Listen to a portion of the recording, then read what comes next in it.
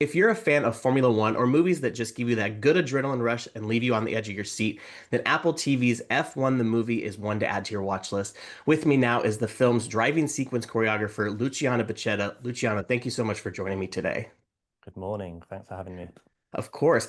Now, to start off, you actually, before getting into the career of stunt driving, had a career as a professional racer. What led you from that career into stunts?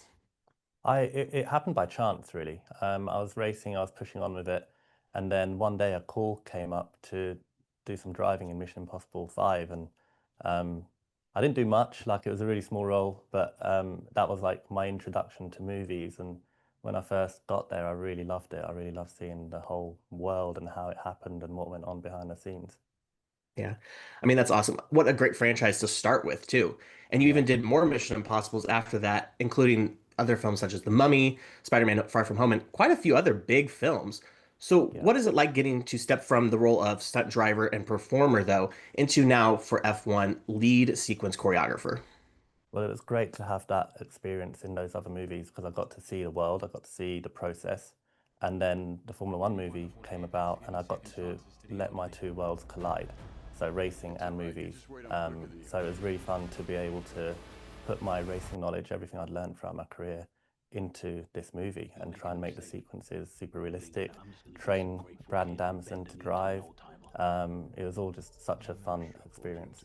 Now, you just mentioned that you trained Damson Idris on his driving sequences. So, what all went into that training? So I predominantly drove with Brad. That was the most of my training was with him, but I also direct trained Damson at the very beginning, and we had another driver called Craig Dolby who did a lot with him. And we essentially had to, it was really intense. You know, we had 4 months of driving almost every day to firstly get them to be able to drive safely, then the next stage, get them to drive even faster, then really fast, and then at the next stage, wheel to wheel racing, full on battles on track so that when we got to shooting in our small 10-minute windows, they were fully warm and prepared and ready to go.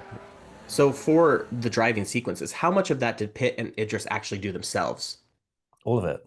Yeah, All of it. they learn every sequence. So there's not a single sequence in the movie that they didn't learn the choreography for, they didn't train for.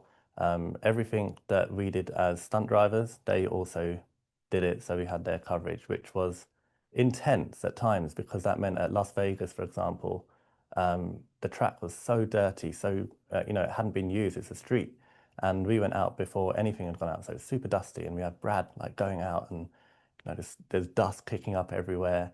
We're going 180 miles an hour down the Las Vegas Strip, and we're wheel to wheel. Like it's not like we're just doing it and we're getting his shots. We're getting real tight shots. So yeah, they did everything. That's amazing. It really just speaks to their profile as actors, being able to drive and act at the same time as well. Just Yeah. amazing. For my last question for you, like you said earlier, you wanted to make these sequences as realistic as possible. So, what were some of the biggest challenges in choreographing, excuse me, those scenes? So I'd say the biggest challenge was, say, the script sometimes would call for Sonny Hayes to move through the pack and make a lot of progress. And we wanted to obviously show that that's happening, but not show your typical put your foot down and overtake downshift like you see in many other movies. So every overtake is justified, whether that's because the character has extra speed from a better set of tires or because they've had a better exit from a corner or maybe the car in front has made a mistake and they've capitalized on that mistake. So a big part of choreographing the sequences was to make sure that it was true to life and it wasn't just a case of put your foot down and go past.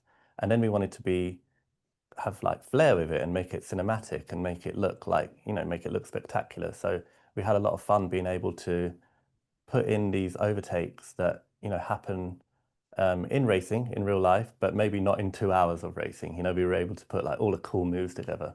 And that was really fun to be able to do that. Yeah. Luciano, thank you so much for talking with me today. F1 the movie is streaming now on Apple TV.